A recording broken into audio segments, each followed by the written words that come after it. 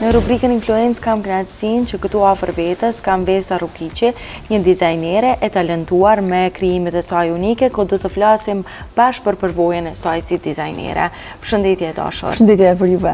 Faleminderit që keni pranuar me qenë pjesë e rubrikës ime. Kënaqësia është e imja. Faleminderit edhe juve. Fillimisht po nisim me pyetjen se si nisi pasioni për dizajnin e modës. Pasioni për dizajnin e modës ka filluar, është më shumë trashëgimi familjare, e cila ka rënë filla në familjen tonë.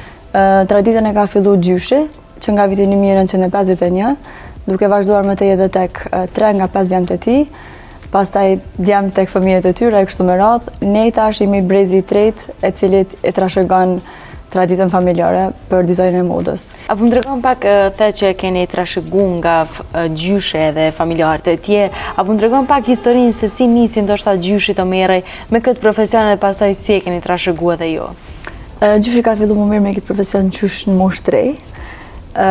Ka marrë kostume, tu pas shumë qef me ditë ma shumë për profesionin, ka kep prap, ka bo punën shumë e qef edhe është zanatli ku e ka mësu punën vetë, edhe nuk ka marrë një uri ose ma shumë si me për dikuj tjetër. Pastaj, kur e ka trashëgu tek djemtë e tij, e ka bo pa imponim, se cili prej tyre ka pas qef vetë më mirë prap me këtë profesion edhe me vazhdu traditën. Edhe ata kanë qenë zanatli, edhe kanë mësu punën vetë, të një mbu gjyshi të në kohën kuptohet. Pastaj gjenerata 3 që jemi ne, kemi vazhdu edhe me studime, bachelor, master, shkollë të mesme, kështu me radhë, po besoj që ja ka vlejt. Ju jeni edhe vajza e parë në familje që e keni trashëgu këtë profesion. Si u bën mundje? Ndihem shumë mirë, edhe shpresoj që dikur ka me mujtë më bo një inspirim për se cilin vajzë të rej që ka qef me ndjek ëndrat e veta edhe me kriju diqka ose me bo diqka që e bon më ndi mirë. Familja jem është, tradita familjare ka vazhdu prej gjyshit.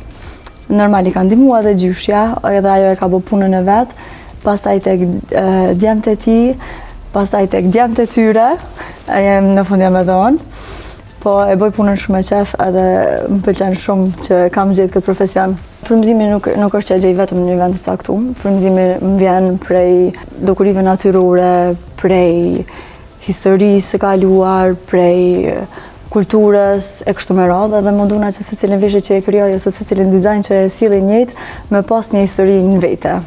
Cila është pika ndoshta që keni koncentrim më të madh për me dalë veshja e bukur? Në çka ju dalloni nga dizajnerët e tjerë? Kisha pas qef me cek që nëse du me kriju një veshje vetë, ose që kam inspirimin që më vjen nga brenda, kam qef secilin proces punës me e bo vetë, edhe me di çka jam të bo, se zakonisht kur fillojna me qep një veshje, mundet me të ardhe ndonjë ide gjatë procesit punës. Kështu që prej skicave, prej dizajnimit të veshjeve, deri në prerje, duke vazhduar me prerje, me qepje dhe në finalizim, kam qef gjithçka me bu vetë, me këtyra apo do mi shtu diçka ose apo do mi hek. Kështu që mbaret, idejt vinë gjatë rrugtimit, edhe nuk e kam ndaj pikë ashtu ma kryesore, po secila e ka rëndësinë e vet. Po shumë fustane të ndryshme edhe ndoshta edhe blazer të ndryshëm, çka ju pëlqen më së shumë të juve të krijani? Ku e nini veten më rehat? Familja ime është fokusuar dhe ka qenë fokusuar që nga fillimet e karrierës, më shumë në kostume për meshkuj, pastaj kemi vazhduar të punojmë edhe kostume për femra, duke vazhduar tash në fund edhe me fustane edhe me lloje të veshjeve të ndryshme. Siç e thash edhe më herët, biznesi im familjar prek 3 linja të ndryshme të veshjeve, kostume për femra dhe për meshkuj, fustane për evente të ndryshme, deri tek ato për nusëri, edhe linja ready to wear. Po besoj që ma shumë kam prap i favorizoj kostumet ose blazers të llojeve të ndryshme se sa fustanet. Edhe ato e kanë rëndësinë e vet, patjetër, por mua më pëlqen më shumë të mirë me kostume ose me ndonjë detaj të kostumeve. Sa e vlerësojnë njerëzit ndoshta punën e dorës që bëhet gjatë qepjes, së një kostumi qoftë edhe të një fustani?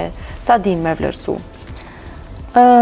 Me sa kam po e vlerësojnë shumë, edhe e vlerësojnë kur dikush jep shpirtin me bo një veshje, edhe puna e dorës është diçka që forcon një veshje, çfarë do qoftë ajo, edhe e sjell, i jep jetë, me thënë shkurt. Po besoj që e vlerësojnë shumë edhe shpresoj që kanë me vazhdu me vlerësu edhe më shumë.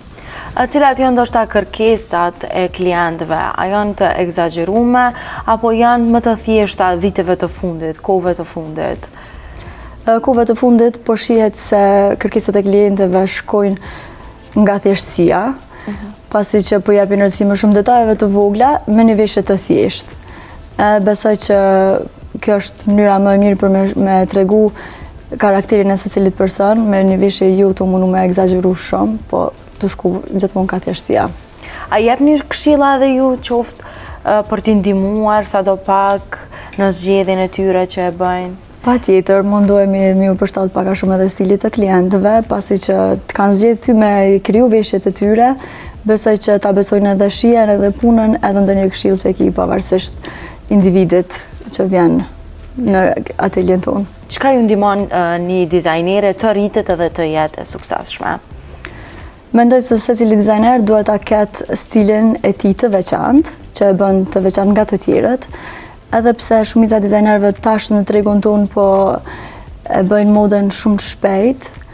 Besoj që secili dizajner duhet mu ndalë me kriju diçka më të ngadalshme, me një kuptim pas secilës veshje, të e pas mundu me ja jep edhe një shpirt veshjes ku nëse një klient të zgjedh me vesh brenda apo jashtë vendit, me u ndi sigurt edhe shumë konfident në to. Apo më tregoni edhe për koleksionet e juaja, edhe sa i jep rëndësi kur i punon ato, edhe a ki dëshirë që secila veshje me pas një kuptim mbrapa saj?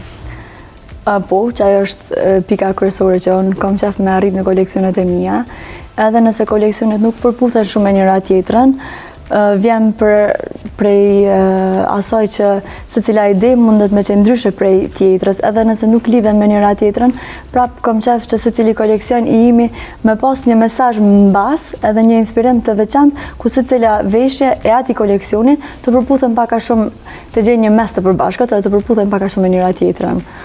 Cilat janë kuptime ndoshta që ti nxjerr nga ato veshja, që don me i pas diçka që e përfaqëson atë veshje? Po, për shembull,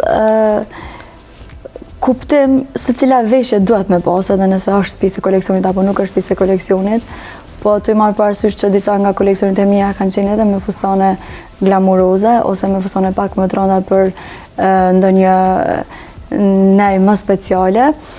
Prapë cili për tyre ka pasur një inspirim pas, ku është feminiteti ose lidhja me natyrën e secilës femër, me lulet, me kristalet të ndryshme, edhe pse pamja fustaneve ose pamja veshjeve që janë krijuar kanë qenë me duke munduar pak a shumë të përshtatën trendeve të fundit, sepse është e pamundur me ndjek trendet, edhe nëse ndjekjen janë shumë të shpejta, nuk mundet me pas edhe mesazhe dhe me ndjek trendet e fundit, po tu mundu me u përshtat pak a shumë edhe kërkesat të klientëve, krijohet edhe koleksioni ku mundet me pas një mesazh pas. Ju përmendet edhe trendet, ndoshta këto trendet nëse i ndjekim, ndoshta nuk po kanë një gjatësi shumë ato trende, edhe ndoshta vitin tjetër nuk mundesh me vesh atë fustan nëse e ke ble. Trendet e shpejta vinë shpejt, po edhe shkojnë shpejt. Është mirë që secili dizajner kisha pas qef mi pa në të ardhmen, që secili dizajner me bo punën edhe me sjell trende pak më të ngadalshme, me mesazhe pas tyre, edhe mu mundu me ndejt në kohë, mos me dal shpejt prej modës, ose mos me dal shpejt prej trendit, po me ndejt edhe me pas diçka që të frymëzon edhe kur e sheh pas disa viteve.